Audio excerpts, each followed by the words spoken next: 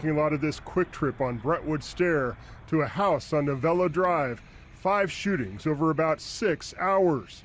A black Chrysler 200 sits motionless on a quiet residential street in Fort Worth, Texas. 11 minutes pass. The engine hums softly. Inside, a woman grips the steering wheel, her mind clouded by weed. In the back seat, 19-year-old Demond Cotton crouches low, a rifle resting in his hands. Attached to the barrel is a device designed to catch ejected shell casings. No evidence, no trace. Through the windshield, they watch a house across the way. The sun dips lower. Shadows stretch across the pavement. Then, movement. Kevin Brown Sr., 47 years old, steps out of his home. A cell phone is pressed against his ear. He walks down his driveway toward a brick mailbox at the edge of the street. He opens it, peers inside. Nothing. He closes the door and stands there, still talking, unaware that death is seconds away. The Chrysler rolls forward. Slow, deliberate. Cotton leans out the rear passenger window and unleashes hell. Rifle fire tears through the air. Brick particles explode from the mailbox. One round rips into Kevin's head. His body crumples to the ground, blood pooling where the driveway meets the street. A neighbor freezes mid-task in his yard as the Chrysler screeches off, tires screeching. January 25, 2022. A father gunned down in broad daylight. At first, detectives thought it was retaliation. Maybe someone wanted to send a message to Kevin's son. A known gang member with enemies all over the city. They were half right. Kevin's son was involved, but not as a victim, as the mastermind. Because at the exact moment Kevin Brown Sr. was shot in the head, his son Braylon was on the other end of that phone call. From inside the Tarrant County Jail, Brown had just guided his own father to his execution. He told him to check the mailbox. He coordinated the timing. He paid the shooter. He set the trap. And Kevin walked right into it. Welcome to our channel, where we break down the cases that leave you asking, how the hell did this happen? Today's story? A son who hated his father so much, he turned a 3-way phone call into a death sentence. Drop your city in the comments. Could something this twisted happen where you live? To understand how a son could murder his own father, you need to know who Braylon Brown really was. On the surface, he was Crazy Boy Bray, a rising rapper from Fort Worth with a song that went viral online. His lyrics were raw, aggressive, and pulled straight from the streets. He talked about loyalty, violence, and survival. Fans ate it up. To them, he was just another artist telling his truth. But Braylon wasn't playing a character. He was living it. Born Braylon Lamont Brown, he grew up in a chaotic household as the youngest son of Big Kevin Brown, who had 6 children scattered across complicated relationships. Braylon's grandmother described him as rebellious from the jump, the kind of kid who didn't listen, didn't follow rules, and didn't care about consequences. By the time he was a teenager, Braylon had already been committed to the Texas Juvenile Justice Department for burglary and aggravated assault. He wasn't just getting into trouble, he was building a reputation. And that reputation had a name, the Rolling 60s Crip. Fort Worth police documented Braylon as a member of one of the city's most active gang sets. The Rolling 60s were part of a sprawling network, 38 different Crip sets operating in Fort Worth alone. Violence wasn't occasional, it was constant. Shootings, robberies, retaliation. It was a cycle that chewed up young men and spit them out in body bags or prison cells. Braylon embraced it. He wasn't trying to escape the streets, he was trying to own them. But there was one person who mattered more to him than anyone else. His older brother, Kevin Brown Jr., known as Little Kevin. The two were tight. Little Kevin was more than a brother, he was a role model, a protector, someone Braylon looked up to. When Little Kevin was shot and killed during a robbery attempt in 2016, it shattered Braylon. He was devastated, angry, lost. That loss changed him. After little Kevin's death, Braylon's relationship with his father became strained. They weren't estranged, but there was tension, distance. Big Kevin was still around, still part of Braylon's life, but something between them had shifted. And then things got worse. By early 2020, Braylon was deep in gang warfare. His name started popping up in connection with shootings, feuds, and bodies dropping across Fort Worth. He wasn't just rapping about violence, he was allegedly behind it. In January 2021, Braylon was arrested and thrown into the Tarrant County Jail to await trial on serious charges. Most people would lay low, keep their heads down, and hope for the best. Not Braylon. Even locked up, he stayed connected, he had access to jail tablets and phones, and he used them constantly. He coordinated with people on the outside, kept tabs on rivals, and continued to run his life from behind bars. He even kept making music. While sitting in a cell, he recorded and released tracks that mocked dead enemies and bragged about violence. One song, Criticizing, dropped in November 2022 and included the line, "The last that played me," his expletive, "was found in the yard." Prosecutors later argued that lyric was about a real murder. Because for Braylon Brown, music and murder weren't separate, they were the same thing. Every family has secrets, but some secrets are so twisted, so unforgivable, that they destroy everything in their path. This is one of those secrets. Her name was Rebecca Willis. Everyone called her Shay. And she was the woman who connected 2 generations of the Brown family in the most disturbing way possible. Shay had been in a relationship with little Kevin, Braylon's older brother, the one he idolized. They had a child together. She was part of the family, someone Braylon knew well, someone who represented a piece of his brother's legacy after he was killed in 2016. But after little Kevin's death, something happened that would eventually lead to another murder. Shay started sleeping with Big Kevin, Braylon's father. Let that sink in. The same woman who had a child with little Kevin was now in a secret relationship with his father. And it wasn't just a fling. Shay got pregnant again. She had a second child, this time with Big Kevin. 2 children, same mother, one fathered by the son, the other by the father. Half-siblings born from a relationship that crossed every line imaginable. When Braylon found out, he was disgusted, furious. In his mind, his father had committed the ultimate betrayal. Little Kevin was gone, and Big Kevin had moved in on his son's woman like it was nothing. Braylon called his father grimy, dirty, disrespectful, a man with no code, no loyalty, no honor. And in the world Braylon lived in, where respect meant everything and betrayal could get you killed, this wasn't just a family issue. It was personal. It was unforgivable. But here's the thing. Braylon didn't just sit around stewing in anger. He wasn't the type to let things go. He wasn't the type to forgive and move on. He was the type to make people pay. And even though he was locked up in the Tarrant County Jail awaiting trial on other charges, Braylon had time. Time to think, time to plan, time to let the rage build until it consumed him. He started talking to people on the outside, sending messages, making calls, using coded language so jail staff wouldn't catch on. He told his girlfriend, Alexis Abeda, what he needed. He reached out to an old friend from juvenile detention, Demond Cotton, and made him an offer. He wasn't just venting, he was plotting. Because in Braylon's mind, his father had to answer for what he'd done, not with an argument, not with a confrontation, with a bullet. Prosecutors would later argue that the affair between Big Kevin and Shay Willis was the spark that ignited everything.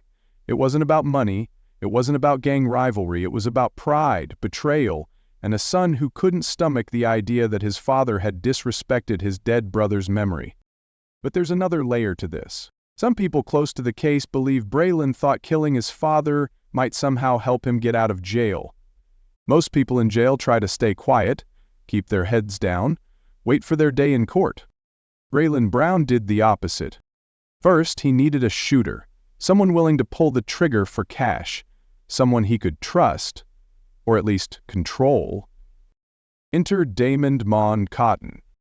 Cotton was 19 years old and he and Braylon went way back. They'd met in juvenile detention, bonded over shared experiences, and stayed in touch. Cotton was already documented by Fort Worth police as a Crips gang member. He'd been involved in robberies, burglaries, and other violent crimes. He wasn't afraid to get his hands dirty, and Braylon knew it. Through messages and calls, Braylon made Cotton an offer, $2,000 0 cents to $3,000 0 cents, to kill Big Kevin. Cotton didn't hesitate, he was in. But Cotton couldn't do it alone. He needed a driver, someone to get him to the scene and away from it before police showed up.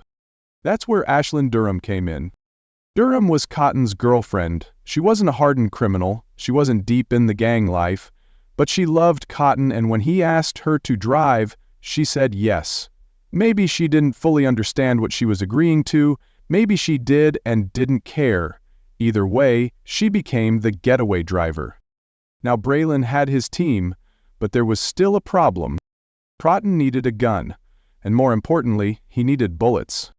Braylon turned to his girlfriend, Alexis Abeta.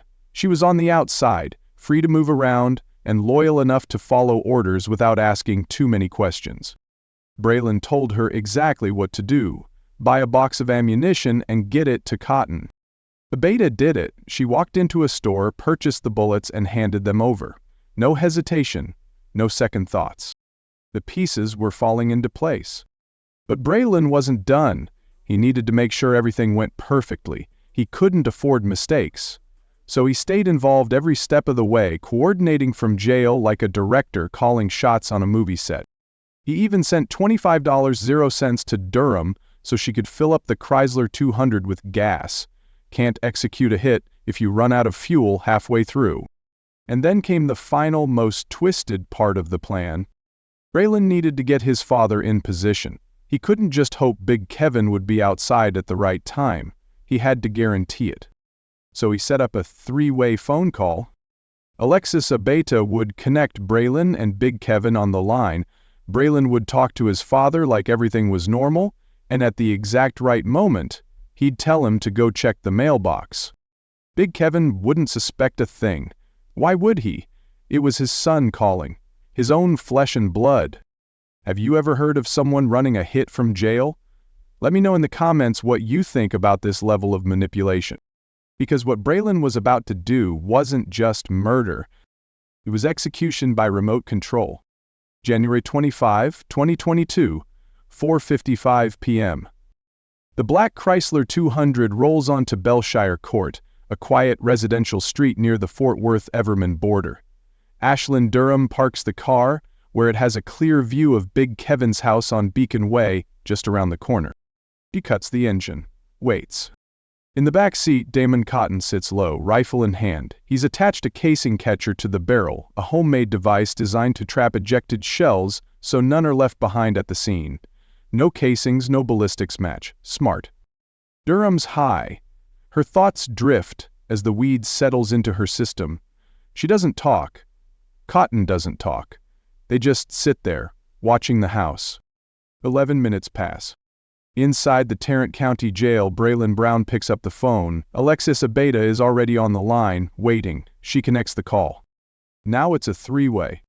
Braylon, Alexis, Big Kevin, father and son, talking like it's just another day. Braylon keeps his voice calm, casual. He tells his father he's got something for him. Jewelry, maybe a package, waiting in the mailbox. Big Kevin should go check it out. Big Kevin doesn't question it. Why would he? It's his son, his youngest boy, locked up and probably just trying to do something nice. He grabs his phone and walks outside. The front door opens. Big Kevin steps into the fading daylight, phone pressed to his ear. He strolls down the driveway toward the brick mailbox at the edge of the street. In the Chrysler, Cotton sees him. Durham shifts the car into gear. Big Kevin reaches the mailbox, opens it, looks inside. Nothing. He closes the door and stands there, still on the phone, probably asking Braylon what he's talking about. The Chrysler turns the corner. Slow, steady. Cotton leans out the rear passenger window. Big Kevin doesn't even see it coming. The rifle erupts. A storm of gunfire shatters the quiet street. Rounds tear through the air. Brick fragments explode from the mailbox. One bullet punches through Big Kevin's skull. He drops. His body hits the pavement at the mouth of his driveway, blood spreading beneath him. The phone slips from his hand. Durham slams the gas pedal. The Chrysler speeds off, tires screeching as it disappears around the corner. A neighbor working in his yard freezes. He heard the shots, saw the car, but it happened so fast he barely had time to process it. Big Kevin lies motionless. Blood pools around his head. His eyes stare at nothing. On the other end of the phone, Braylon hangs up. From inside a jail cell, he just orchestrated his own father's murder. He didn't pull the trigger, didn't drive the car, didn't even leave the building. But he made it happen. He picked the shooter, paid for the bullets, sent gas money, set up the call, guided his father to the exact spot where Cotton was waiting. And when Big Kevin walked to that mailbox, trusting his son, believing there was something waiting for him, Braylon gave the signal. One phone call, one lie, one bullet. Kevin Brown Sr. was dead before he hit the ground, and his son was the reason why. When Fort Worth police arrived at the scene, they found Big Kevin's body sprawled at the end of his driveway, a single gunshot wound to the head. Blood everywhere, no shell casings, no witnesses who got a clear look at the shooter. Just a black Chrysler speeding away. At first, detectives had a theory that made sense: retaliation. Braylon Brown was a known gang member with enemies all over the city. The Rolling 60 Crips had beef with multiple rival sets. Maybe someone wanted to hurt Braylon by going after his family, send a message, make him suffer. It happened all the time in Fort Worth. But Detective Michael Soanes wasn't convinced. Something felt off. Then, a break. A neighbor's surveillance camera had captured the whole thing. The footage showed the Chrysler rolling up, the shooter leaning out the window, the gunfire, and the car fleeing the scene. But more importantly, it showed damage to the vehicle. A busted right fender and a mangled back tire. Distinctive, identifiable. Soanes handed the footage over to Officer Tom Geerling, who worked in the Fort Worth Police Department's real-time crime center. Geerling had access to a network of city-operated cameras that tracked license plates across town. He started searching. 40 minutes after the shooting, one of those cameras caught a black Chrysler 200 with the exact same damage. Same fender, same tire, same car. Geerling ran the plate. It came back registered to a woman who wasn't a suspect, but her daughter was. Ashlyn Durham. Detectives tracked her down, brought her in for questioning. At first, Durham tried to play dumb, but when Soanes pressed her, she cracked. She admitted she was driving, she admitted her boyfriend, Dammit Cotton, was in the back seat, and she admitted he was the one who fired the shots. But here's where it got interesting. Durham told detectives that Cotton didn't just wake up one day and decide to kill Big Kevin. Someone paid him to do it. Braylon Brown. Soanes' theory shifted. This wasn't retaliation. This was a hit, and the person who ordered it was sitting in jail. Police executed a search warrant at the apartment where Cotton had been staying. Inside, they found something that tied everything together: handwritten letters. Drafts of letters Cotton had written to Braylon Brown. The letters were friendly, casual. They talked about life, plans, loyalty.